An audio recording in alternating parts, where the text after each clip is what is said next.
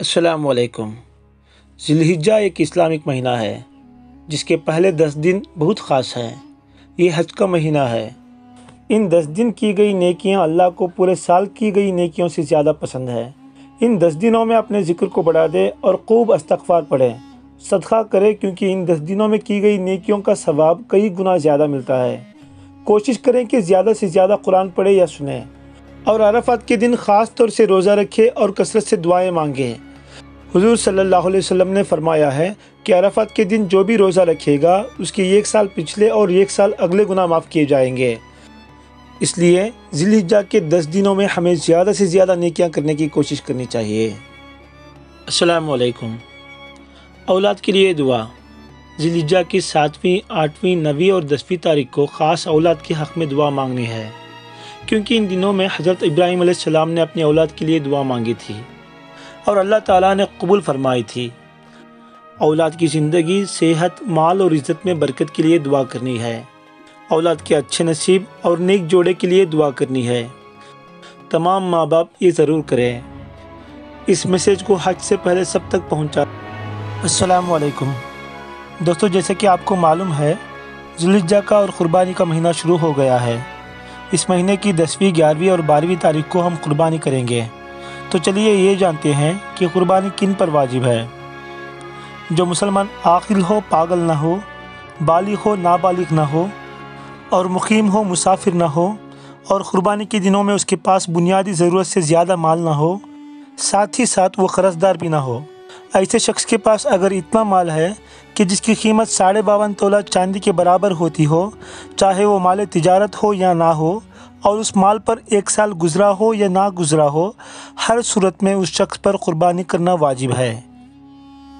दोस्तों, मैंने पिछली वीडियो में बताया था कि 52.5 तोला चांदी का होना या उसके बराबर का माल होना ज़रूरी है, लेकिन सवाल ये पैदा होता है कि 52.5 तोला चांदी का वज़न कितना होगा और मौजूदा ज़माने में उसकी कीमत क्या होगी, ये जानेंगे इस वीडियो में।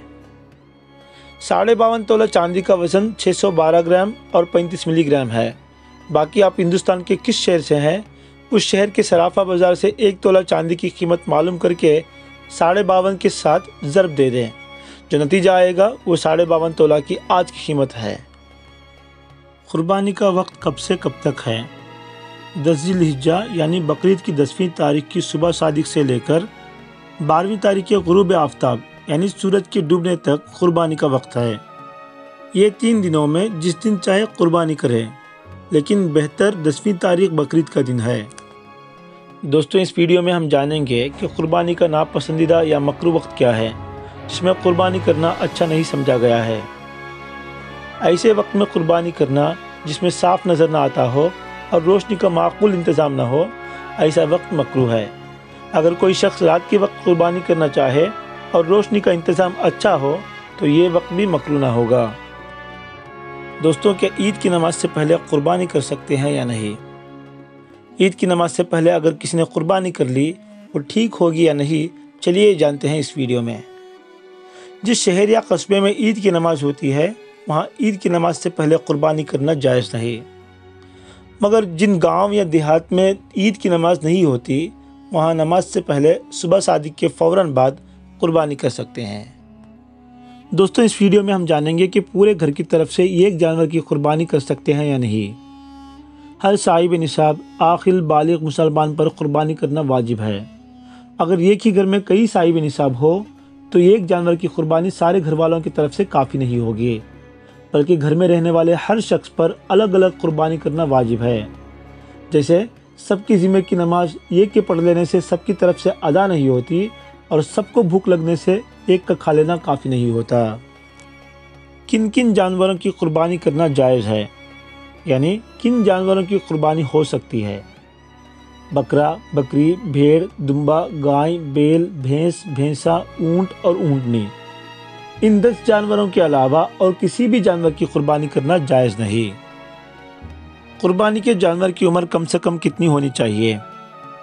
ऊँट, ऊँटनी 5 साल के, गाय, बैल, भैंस, भैंसा 2 साल के, बकरा, बकरी, भेड़, दुम्बा 1 साल के होना चाहिए।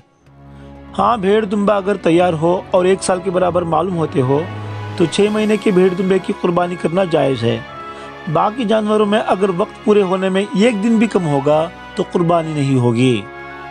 دوستوں اس ویڈیو میں ہم جانیں گے کہ کون سے جانور میں کتنے حصے قربانی کے ہو سکتے ہیں، یعنی کتنے لوگ شریک ہو سکتے ہیں۔ مثال کے طور پر بکرے میں کتنے لوگ شریک ہوں گے، گائے، بیل، بھینس، اونٹ، اونٹنی میں کتنے لوگ شریک ہوں گے اور کتنے لوگوں کے حصے ہوں گے۔ بکرا، بکری، بھیڑ، دمبا صرف ایک آدمی کی طرف سے ہو سکتے ہیں۔ گائے، بیل، بھینس، بھینسا، اونٹ، اونٹنی میں 7 لوگ شریک ہو سکتے ہیں۔ قربانی کے جانور سے فائدے اٹھانا جائز ہے یا نہیں، یعنی اس سے دودھ نکالنا یا اس پر سواری کرنا یا اور بھی کسی قسم کا فائدہ اٹھانا۔ قربانی کی نیت سے خریدے گئے جانور سے کسی بھی طرح کا فائدہ اٹھانا، مثلا دودھ نکالنا یا اس پر سواری کرنا یا پھر مہنگی قیمت میں بیچ کر منافع حاصل کرنا، یہ بالکل جائز نہیں ہے۔ قربانی کے جانور کے ساتھ کبھی کبھی ہار، گھنگرو اور کبھی اس کی زینت کے لیے کوئی اس کی چیز لگی ہوئی آتی ہے اور رسی بھی آتی ہے۔ تو قربانی کا جانور جب ذبح ہو جائے تو اس کے ہار یا گھنگرو یا اس کی رسی کا کیا کیا جائے؟ قربانی کے جانور کے ساتھ آئے رسی، ہار، گھنگرو وغیرہ صدقہ کرنا مستحب ہے، البتہ اگر یہ چیزیں فروخت کر دے تو قیمت کا صدقہ واجب ہوگا۔ قربانی کا جانور ذبح کرنے کا سنت اور صحیح طریقہ کون سا ہوگا، یہ جانیں گے اس ویڈیو میں۔ ذبح کرنے کا سنت اور صحیح طریقہ یہ ہے کہ جانور کو قبلہ رخ لٹانے کے بعد بسم اللہ یا اللہ اکبر کہتے ہوئے تیز دار چھرے سے حلق اور تالو کے درمیان ذبح کیا جائے اور گردن کو پورا کاٹ کر الگ نہ کیا جائے۔ حلق اور سانس کی نالی اور اس کے اطراف کے خون کی رگیں کاٹ دی جائے۔ ذبح کرتے وقت جانور کے گلے کو یہاں تک کاٹا جائے کہ 4 رگیں کٹ جائیں جو نرقرے کے دائیں اور بائیں ہوتی ہیں، اور اگر ان میں سے 3 ہی رگیں کٹ پائیں تب بھی ذبح درست ہے اور اس کا کھانا حلال ہے، اور اگر 2 ہی رگ کٹ پائیں تو جانور مردار ہے اور اس کا کھانا حرام ہے، اور اگر بھول جائیں تو کھانا درست ہے۔ اس سنت طریقے سے جانور کو ذبح کرنے سے نہ اس کو سخت تکلیف ہوتی ہے اور سارا گندا خون بھی نکل جاتا ہے۔ کیا قربانی کرتے وقت زبان سے نیت کرنا اور دعا پڑھنا ضروری ہے؟ قربانی کرتے وقت زبان سے نیت کرنا اور دعا پڑھنا ضروری نہیں، ہاں مگر ثواب اور برکت سے خالی بھی نہیں۔ اگر دل سے نیت کر لی کہ میں قربانی کرتا ہوں اور زبان سے کچھ نہیں پڑھا، صرف بسم اللہ یا اللہ اکبر کہہ کر ذبح کر دیا تو قربانی ہو گئی۔ اگر کسی نے شادی یا ولیمے کی دعوت نمٹانے کی نیت سے قربانی دی تو کیا اس کی قربانی صحیح ہوگی؟ اگر کسی نے شادی، ولیمہ یا کسی اور تقریب کو نمٹانے کی نیت سے قربانی کی تو اس صورت میں قربانی صحیح نہیں ہوگی، دوبارہ سے ایک حصہ قربانی کرنا لازم ہوگا۔